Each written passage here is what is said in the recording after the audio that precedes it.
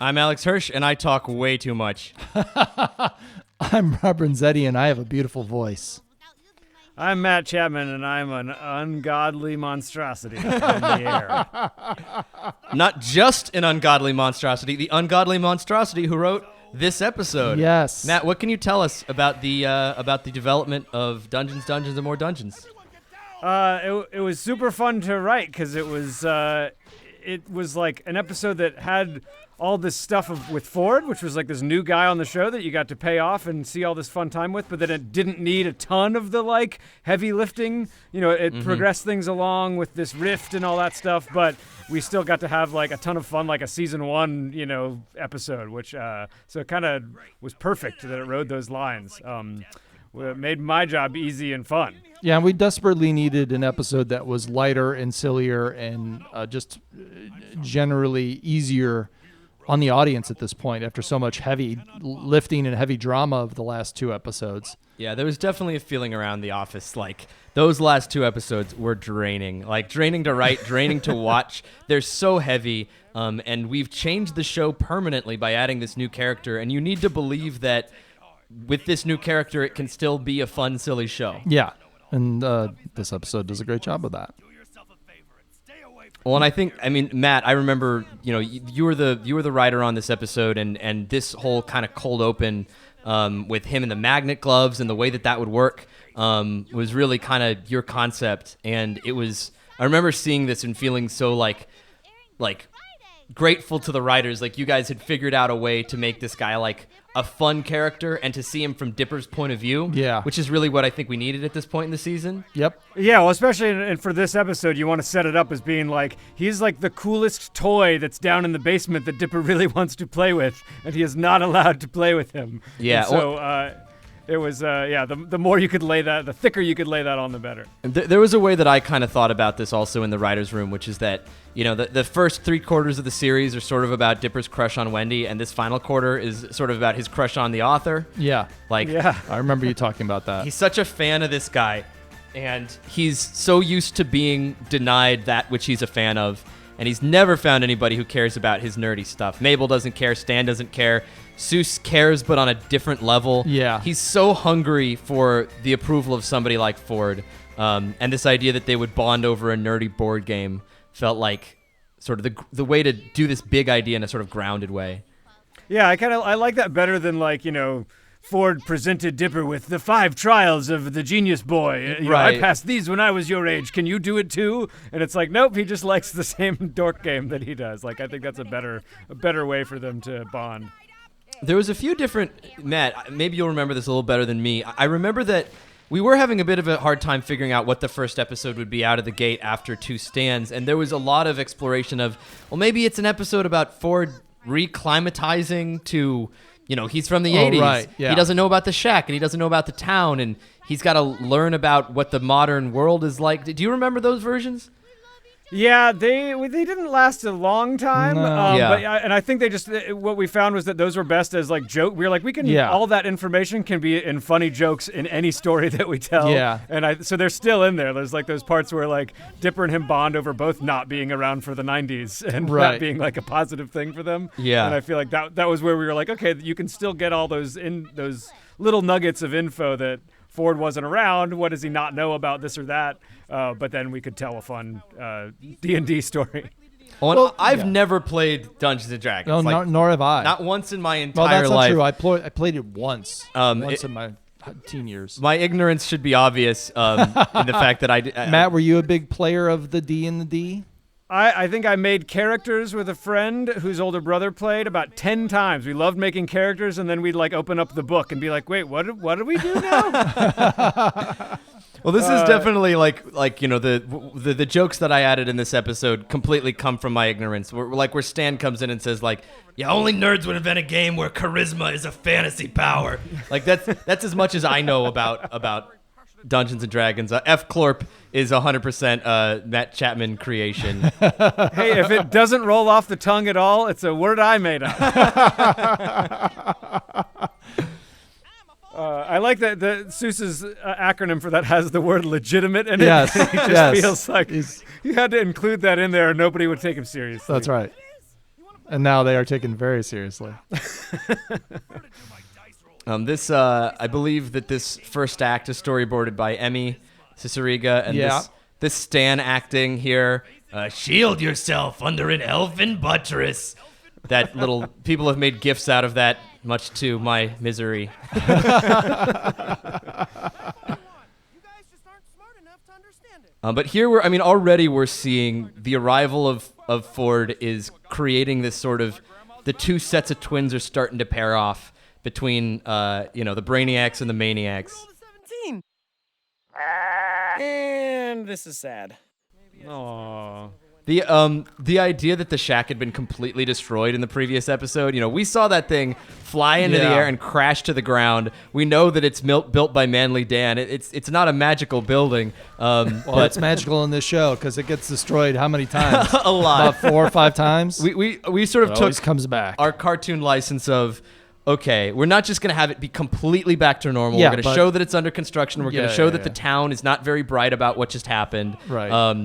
So that by the next episode, it's put back together enough for us to Yes. believe this. Yes. It's like those couple times when the coyote has some bandages on after falling Right, off of a cliff. exactly. And you're like, wait, he's still hurt from the last time. Wow. We were the opposite. We tried not to use cartoon license hardly at all. We tried to make things feel grounded and real as much as we could. At least the real part, the magical stuff, obviously. Yeah, is we magical, took great but- pains to add what we could to break that feeling that things that just are free of consequence. Yes. But we also had to constantly balance that between our need to have big, crazy adventure. Yeah. No, I'm saying, like, with the coyote thing, it's like, I think it's a thing that people love. Like, fans of something, like, want that, like, they know that I watched the last one, and they're referencing the knowledge yeah. I have from that one now. Even I think the fans fell in love with even the smallest references to past episodes that the characters would, Yeah, absolutely. I was reference. so impressed with the way this was storyboarded, because the way it was written, I wasn't sure how that contraption would work, and I think was it It's well done. I don't know. Was this? No, this is Vaughn. This is Vaughn. It Tata. was Vaughn Tata. Yeah, I don't mention him enough on the commentaries. Wonderful storyboard artist. Yeah, really good. Great appealing drawings. Incredibly talented. and really smart about that kind of stuff. Though I do find his. That's Alonzo drawing right there. The blinking. Yeah. Yeah, this is Alonzo. Annoying. You know his weakness, right? Prime statistical anomalies over 37, but not exceeding 51. I wanted to hear Oh, that. man. Whose line is that? That was Matt? originally Roll for Dominion, but we felt we needed to make it longer and Yeah. dumber. Yeah. Yo, this is me and Josh. I think it's one of those ones where it's kind of 50-50. Like, I think I wrote up until about when they get taken, and then Josh wrote the rest. But then we okay. both did little joke passes. Well, That's this right. is you. This is all me, though, I will admit. This is the Chapman Matt, special. This is Chapman distilled to his purest essence. And that's definitely your voice saying Diggity Dungeons and all that, right? Yeah, 9 double deuce. The nine double deuce is when I was actually making terrible hip hop and referring to 1994 as the 9 double deuce in my terrible suburban hip hop. I always forget you had your hip hop phase. This Yeah. must be why you Yeah. and Jeff have like a special bond. We both went through like super nerds about hip hop and then super nerds about like indie rock. This idea of an infinity die was something where we needed to spin the episode into our weekly monstrous adventure. I think if I have any regrets about this episode, it's that like we're trying to establish Ford as this really smart, reasonable guy, but he is a bit too cavalier. Right. I think with But this object. I enjoy that. I enjoy that he's got a little bit of a reckless side because it shows you the Stan part of him. You know what I mean? The Stan part of Ford. The little bit of like he likes a little bit of danger. He likes a little bit of risk. Well, and if he would show that side, it would be when he feels with a kindred spirit, right? Yes, like of around course. somebody like Stan, he'd put No, up that he would wall. never do- Around no, Dipper, no, he'd no. be like, "Oh, isn't this pretty cool? What do you think?" Yeah, he'd never be that irresponsible around Stan. Yeah, I like that Dipper is sort of a little bit of a Achilles heel for Ford as well. You know, I think that's cool too. That's a really I never thought of it that way. But you're right that like Ford has certain blind spots, and Dipper exacerbates some of those. He doesn't make fun of me just because he's willing to encourage. He's willing to yes and Ford towards whatever dumb idea he might have. Yeah. Yeah. You know, Dipper, Mabel, Stan, and Ford, they're all characters who need each other. You know, without Dipper, Mabel's just in a fantasy land. Without Mabel, Dipper is just sort of Spiraling in his miserable. own misery. Spiraling into his own neurosis, you know, not being pulled into those social situations, not growing as a person. This is definitely a Josh Weinstein joke. I think we all remember where we were when Duck Detective was shot. You're right. That's right. Josh Weinstein wrote the second half of this episode, and classic jokes like that. These, this dialogue in this scene about, you know, there's a lot of Duck Detective has a strong mystery element, a lot of jokes that go over kids' heads. That's definitely a Weinstein. That's, you know, one of the amazing things about Josh is, you know, he's this classic Simpsons writer, but he was also a big fan of Gravity Falls. And when he came onto the show for season 2, he was a fan of season 1. So jokes like this are, you know, him saying why he came onto the series, basically defending his involvement in defending Gravity his Falls. career choice to be involved with our show. I have to mention there's in the background we see Smurgle, I think Omadon and Gorbash. Those are the names of the dragons in the very not well-known animated movie in the 80s, Flight of Dragons. Oh, wow. Okay. Which the only reason I'm referencing it is that Jason Ritter, who's Dipper's dad, John Ritter, was the main character of the movie Flight of Dragons. Wow. And I remember I was talking about this episode with Jason about how it's Dungeons and Dragons. Did you ever play that? And he's like, I loved it, and I loved this movie, this cartoon my dad was in called Flight of Dragons that no one's ever heard of. And I had some friends who had heard of it. So I was like, you know, for Jason's sake, we made reference to that movie in there. And here we meet my childhood hero, Weird Al Yankovic. I like that Ballway Games also does some tabletop Yeah. stuff. Yeah. Yeah, that's right. Ballway Games, that started in the that's the pinball the machine. pinball. Yeah. Just amusements, general amusements. takes Seuss and the kids hostage. We try to keep our brands consistent throughout the show. Beebly Boops is the name of electronics. Yeah. Ballway is the name of games. The gamers. I think Nyums is the candy corporation. Oh, Yeah, this is all the Weinstein section.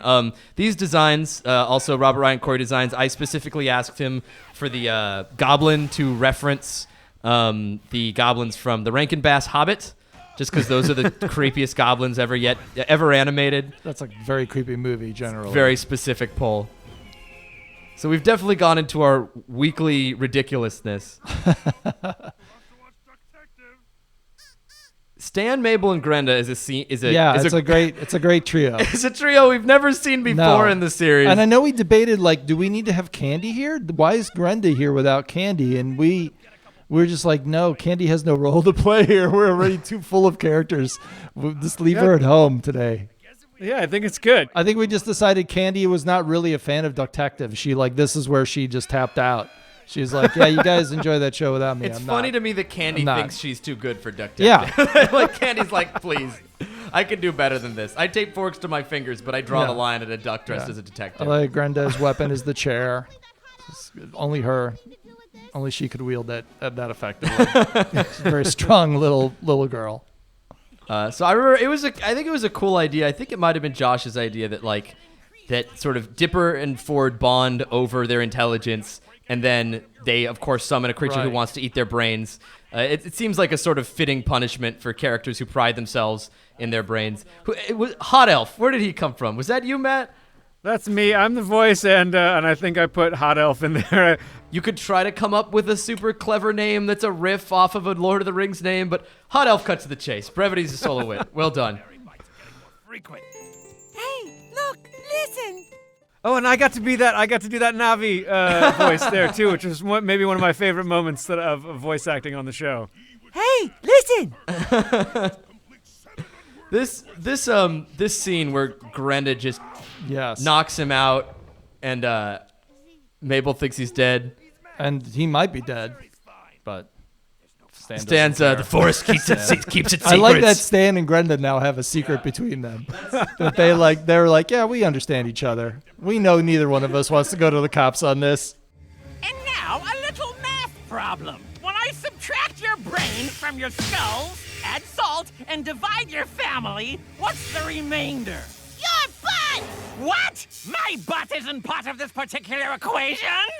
Drat! How did you make it past my one guard? Very well. There's only one way your family can save you. You must defeat me in Dungeons, and more dungeons. This whole sequence is incredibly ambitious. Yeah. And at this point in the season, we had just done Tale of Two Stands. We had done Not What He Seems. These crazy episodes with huge action and all these different backgrounds. And I think our artists probably could have used a break at this point, and instead we're like, no, we're doing a bunch of fantasy characters, and they go inside a game, and it's CG, and there's an ogre NATO. An ogre NATO. Just design that. Just give us an ogre NATO. And a centaur tar. This apple slices. This joke was specifically me making fun of my friends who I played Pokemon cards with, because it was always like one kid has the snacks packed by his mom's. Like one kid's got like shark bites, white shark, mystery flavor. Then one kid's like oxidized apple slices. They turn brown before I opened the Ziploc bag. What a sad snack. This is a sad snack to feed your child. Because I never played Dungeons and Dragons, so it's like I have memories of Pokemon card playing. The only It's close enough. It's close enough. The only time Yeah, I I ever think played there's a lot of Dungeons universal truths there. yeah. Well, I feel like the types of people who play these games, there's a lot of overlap. Well, see, now I've never played Dungeons and Dragons, but I am a huge board game exactly geek. like this. I'm That's a huge true. board game geek. I'm not into role-playing games, but board games, my wife and I have a cabinet full of them. And You can't one see more it, complicated than the next. listeners, but Rob's glasses are like 6 inches thick. And there's tons of tape all over them.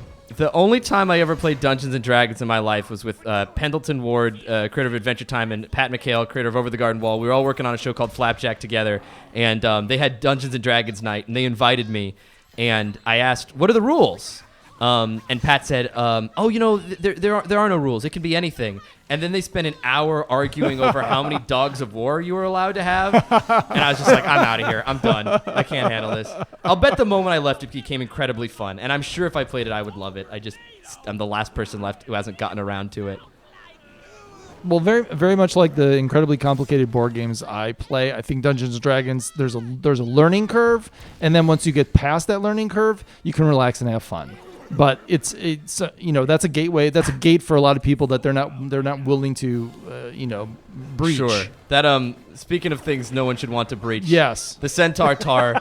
I drew this on a napkin and I didn't know if it would work. And it works beautifully. God bless Emmy Ciceriga for figuring out how to pose that creature out. Especially I remember the She did board such a good specifically job. for when Ford and Dipper get onto it, how posed out that was, which made it very easy to figure out in animation. Insanely difficult. That's difficult. some Robert and Ryan ambitious. Corey right there as well, I'm assuming, Yeah. right? Yeah, Robert Ryan Corey can't just draw a normal monster. He's got to put eyeballs inside the horns. This is why he's amazing. You don't understand. This is the most powerful monster in the game. He can only be defeated by rolling a perfect 38. But the odds of that are... Hey, long odds are what you want when you're a world-class gambler. So we like the idea that Stan appears to win through dumb luck, that it's sort of intelligence versus gut, but Stan wouldn't actually bet everyone's life on a dice roll. He's a cheater. At the end of the day, I believe that Stan has been thrown out of Vegas for counting cards and for weighing dice, and I believe he could con his way out of any game, particularly for an obnoxious wizard like this. Weird Al was a pleasure to work with. He's the only guy I've ever worked with who I normally ask for a few too many takes. It's one of my weaknesses as a director. Al's the guy who's like, that was fun. Can we do more? Can I add some more takes? Let's do 5 more. Let's hang out. What are you doing later? Like, he's just such a sweet guy. Goodbye, Al. Bye, Al. Man, that was amazing. How did you know that you would win? Hey, a gambler never There you reveals his go. secret. At the end of the day, I'm the worst. And I think we added a setup of him chewing gum earlier in the episode so that it's not completely ridiculous that came out of nowhere. Yeah, because was there a version where it was just dumb luck? I and think the there idea was. Like, I think he's there just the was. guy that would take the risk. Yeah. And- Yeah, no, I love the gum. We I think want him to be a that's, little smarter than that. Yeah, after Yeah. after episodes like and Gravity Falls, it's like we're always experimenting with tone, and some episodes are much more grounded and more serious, and some are sort of sillier, but after an episode like Not What He Seems, the idea that Stan would gamble everyone on pure chance is like, no. He's got a plan. This is the guy who escaped prison using gravity leaps. He's got a way out. I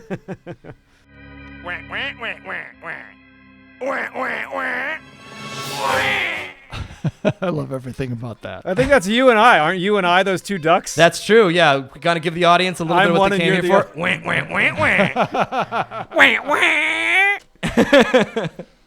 There's our setup of Ford's UFO keychain, which we're going to use later to great effect. I remember when right before this episode was sort of complete, I was looking through it, and I was a little concerned that we had gone a bit too far into the goofy and not enough into the continuity, and I actually added a scene here where Dipper tells Ford his real name. Oh, wow. Because Dipper's a nickname. There used to be a I remember scene that. where Ford is like, thank you, Dipper, and then Dipper just blurts out his name because it's the first time anybody has like trusted him and listened to him, and he's so hungry for it that it just pops out of him. And I wrote it out, and I showed it to a few people, and I was like, what do you think? Is this good? Does this go too far? And I think the consensus was there wasn't really time for it, and it was such a big idea that it required setup that I don't think we found room for. I'm still sort of on the fence. I'm not sure if I wish I should have kept it in or not. I don't know. I feel like was Dipper and Mabel versus the Future had the same? Didn't we try to put it? We tried it there as well. That Yeah. too. We had two different spots where we considered it, and it never quite played. So I think it's good that we put it in the journal. It gave a nice little sort of definitely, surprise of course. for people reading the And I journal. feel like there's enough of an exchange of intimacies there, That for we lack of a understand better the setup here. Dipper has been told for the first time, keep something from Mabel. Yeah. And I think there's a contingency of the fans that are like, oh, Mabel, she's so awful for giving that globe to Blendon. And it's like, if Dipper, after this scene, had immediately gone to Mabel and been like, hey, our crazy uncle, he wants me to guard this orb. He didn't want me to tell you about it, but you should know about it. There would have been no apocalypse.